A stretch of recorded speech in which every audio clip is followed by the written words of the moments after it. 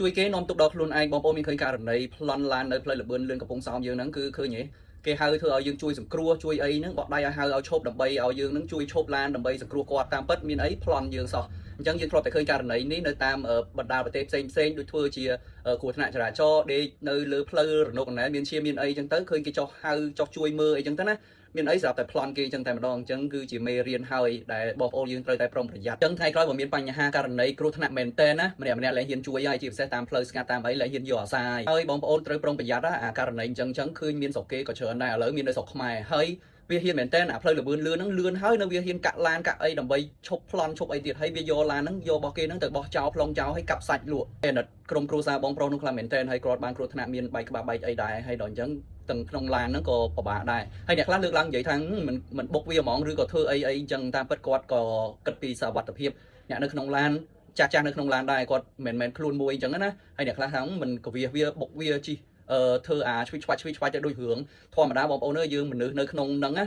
វាតក់ស្លុតវាអត់ដូចជាជីវិតដែលយើងមើលឃើញទេព្រោះយើងអត់ទាន់ជួបហេតុការណ៍នឹងផ្ទាល់នៅពេលដែលយើងជួបផ្ទាល់គឺភ័យស្លន់ដូចគ្នាអញ្ចឹងអត់ដឹងថាគួរធ្វើអីទេអញ្ចឹងនៅពេលដែលយើងស្លន់យើងភ័យយើងគិតអីក៏អត់ចេញដែរហើយមានគេលើកឡើងថាឃើញអ្នកថតវីដេអូតាមឡានហ្នឹងមិនជួយគេហេតុអីមិនបុកវាហ្មងឧទាហរណ៍ថាបើជីទៅបុកគាត់បុកចោលហ្នឹងហើយទាំងខូចឡានហើយ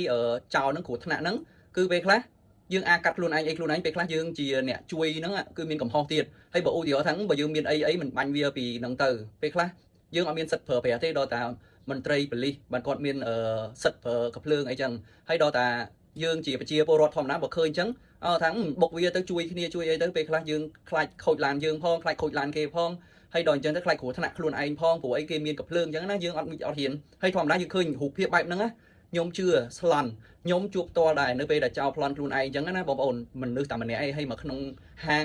គឺមានគ្នា10នាក់ជាងធ្វើអីវាអត់កើតទេវាចូលមកអញ្ចឹងភ្ជុងអញ្ចឹងទៅយើងធម្មតាឃើញកាភ្លើងយើងស្លន់ហើយវាភ្ជុងឲ្យអាការកាភ្លើងទៅបែកការភ្លើងព្រាកអញ្ចឹងយើងមិនខ្លាចហើយអ្នកណាទៅហ៊ានតតាំងមួយវាហើយមានតែយើងគិតថា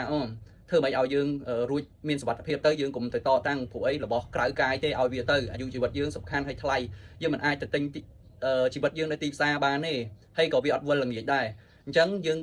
មានអីគឺដោះនឹងទៅភ្លាមធម្មតាយើងភ័យយើងស្លន់អញ្ចឹងបងប្អូនទាំងអស់គ្នាទៅណាមកណាគួរតែប្រុងប្រយ័ត្នឲ្យខ្ពស់ឥឡូវនេះមានល្បិចថ្មីច្រើនណាស់ដែលយើងគិតស្មានមិនដល់ពេលខ្លះវាមើលរឿងហុងកុងច្រើនឬក៏វាមើលអីច្រើនអញ្ចឹងវាបែកកំណត់អីអញ្ចឹងធ្វើអីប្លែកដែរព្រោះយើងធ្លាប់តែឃើញនៅក្នុងរឿងហើយធ្លាប់ឃើញនៅបណ្ដាប្រទេសផ្សេងអីចឹងណាធ្វើពុតអញ្ចឹងដល់អញ្ចឹងវាមើលអ៊ីនធឺណិតច្រើនអីចឹងទៅវាកើនបែកកំណត់ចេះចុះមួយចុះពីរអញ្ចឹងបងប្អូនគួរតែប្រុងប្រយ័ត្នឲ្យខ្ពស់មែនតើកុំជួយគេហើយ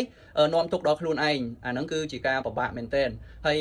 ចូលរួមសោកស្ដាយដល់បងប្រុសផងខូចឡានអស់ហើយនឹងឈឺសាច់ឈឺខ្លួនទៀតហើយមិនដឹងថាគ្រួសារគាត់ភ័យយ៉ាងណាទេហើយឡានហ្នឹងធ្វើអស់លុយក៏ច្រើនដែរបើវាយកទៅកាប់សាច់អស់ហើយអញ្ចឹងសូមរក្សាសុវត្ថិភាពហើយនឹងការប្រុងប្រយ័ត្នឲ្យខ្ពស់ទាំងអស់គ្នាណាបងប្អូនអរគុណច្រើនជំរាបលាអញ្ចឹងសារនេះចែកជូនបងប្អូនដើម្បីឲ្យបងប្អូនបានដឹងក្រោយរំលឹកកុំឲ្យមានបញ្ហាឃើញគេតាមផ្លូវជួយអីហ្នឹងមិនបាច់ជួយទេបើថាបងប្អូនខ្លាំងអាចថាជួយបានមានអាវុធក្នុងខ្លួនចេះជួយទៅតែបើម្នាក់ឯងកុំចោះជួយមើលគាត់ទាំងមួយឡានគ្នាគាត់4 5នាក់នៅតែពួកវាធ្វើអីបានអញ្ចឹងខ្ញុំគិតថាមិនបាច់ជួយហ្មងក៏ល្អដែរពេលខ្លះអាគេឈឺមែនទែនអាគេត្រូវការជំនួយមែនទែនលែងមានអ្នកជួយហើយដោយសារអញ្ចឹងអញ្ចឹងតាមផ្លូវហើយខ្ញុំបកមួយទៀតខ្ញុំធ្លាប់តែសុំឡានគេតាមផ្លូវដែរទៅគិរីរំ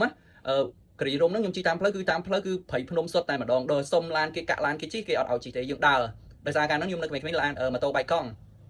ដល់ជិះចឹងទៅសុំគេសុំមួយអត់ឲ្យសុំពីរអត់ឲ្យដល់សុំមួយទៀតឡានបងប្រុសនោះគាត់ Range Rover ដែរកាលជំនាន់ហ្នឹងល្បីដែរហើយដល់អញ្ចឹងទៅសុំគាត់ឈប់គាត់ឲ្យជិះហើយគាត់ឲ្យអីញ៉ាំតាមផ្លូវទៀតអញ្ចឹងបានន័យថាទឹកចិត្តគាត់ល្អខ្លាំងមែនទែនកាលជំនាន់ហ្នឹងហើយបងប្អូនយើងខ្មែរយើងគឺមិនថាជំនាន់មុនជួយគេអត់អីណាជំនាន់នេះវិញជួយគេមិនស្រួលមានបញ្ហានាំទុកដល់ខ្លួនឯងអញ្ចឹងប្រុងប្រយ័ត្នទាំងអស់គ្នាកុំឲ្យមានបញ្ហាដល់ខ្លួនឯងហើយរក្សាសុវត្ថិភាពសុខសប្បាយទាំងអស់គ្នាអរគុណច្រើនជំរាបលាបងប្អូនអរគុណបាយបាយ